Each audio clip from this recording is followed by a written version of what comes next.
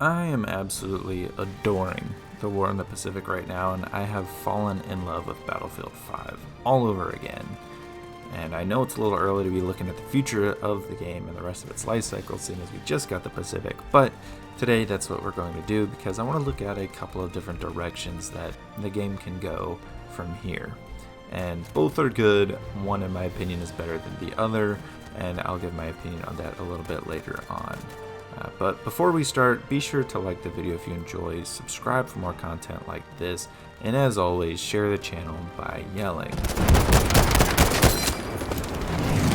Battlefield 5 has two choices ahead of us, and they're not super hardcore left versus right choices, it's just different directions they could go. They could always do a mix of both, but let's look at the two options. And essentially what the options are is, one is we can work on the base gameplay maps and content, tweak them, make them a little bit better, and this doesn't include gameplay and bug fixes. That's its own thing. I think that's going to happen anyway. I'm just talking about going back to old maps and improving them for the base game, as opposed to getting full steam ahead with new content, new fronts, new theaters of war, everything like that. So with option one, we would see a lot of changes to the old maps and make them better. And that would be welcome because the Pacific came in and it really changed the game, literally. It made the experience of Battlefield 5 10 times better. It feels like a completely different game.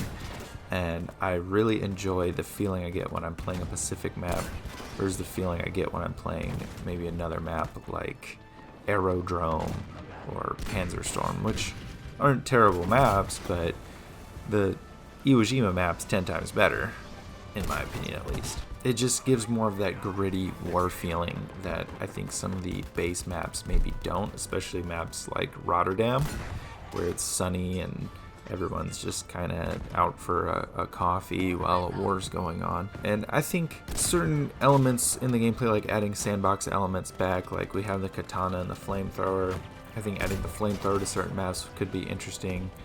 And I feel like those little things like that have been missing from the base game.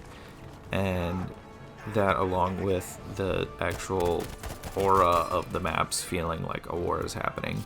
And I feel like making little tweaks and changes to improve things, that would be very good for the base game. And while it might slow down some of the content we'll see in the future, it won't eliminate it entirely, and we'll still get some of the major things I think they're planning on, which I don't know what they're planning. I have hopes of what they're planning for, but I know we're not just going to stop with the Pacific, and that's going to be 2 years of content right there. Obviously, we're going to get more than that. I think while it could limit potential future content, it should very much help with some of the base maps. I think people won't skip them as much when new maps do come in. They'll be like, okay, I won't quit out of this playlist because, I don't know, Hamada showed up, which, if you're listening, DICE, work on Hamada, please. I do think that this is where maybe a CTE could come in, or a community test environment, because that way the community can test out some of the changes to the new maps and maybe expedite that process, so maybe we could still get a bit more of the fresh content while people play around in the CTE with some of those changes, and it'll make things a bit more interesting. People have been asking for a CTE for a while, and I think that would be good not only for testing changes to current maps, I think it would also be good for testing different balancing changes and everything like that. So I'm really excited for the future of the game regardless, but I think the CTE could come in and be really clutch here. Now, option two is just to go full steam ahead with the new content. And I think this would be great because obviously you're going to get a ton of cool new maps and locations. I mean, just think about a map lineup that sounds like this. So we've got the Eastern Front with Stalingrad and Kursk, Operation Overlord, so that'd be the D-Day beaches and the Bastogne paratroopers, early South Pacific, Singapore, China, Germany's final days. You have Berlin, war-torn Berlin between the Germans and the Soviets, and then you have the Battle of the Bulge, and then maybe throw in Castle Litter somewhere. I don't know, just me.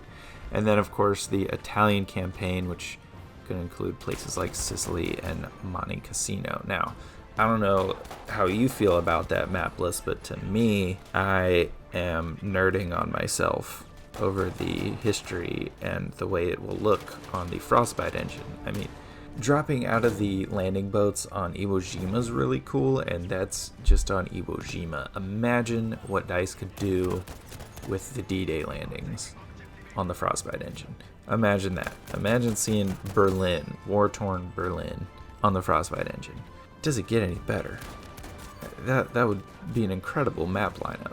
Of course, as long as the maps are good, but just what they did with the Pacific, the feeling that those maps bring versus the ones before. Not that the ones were bad before, they're serviceable, but I would love to see more new maps like the ones in the Pacific that just have that atmosphere and that feeling and are made well and we're on location and everything like that. I really love the feeling those maps bring, and of course the sandbox element is incredible.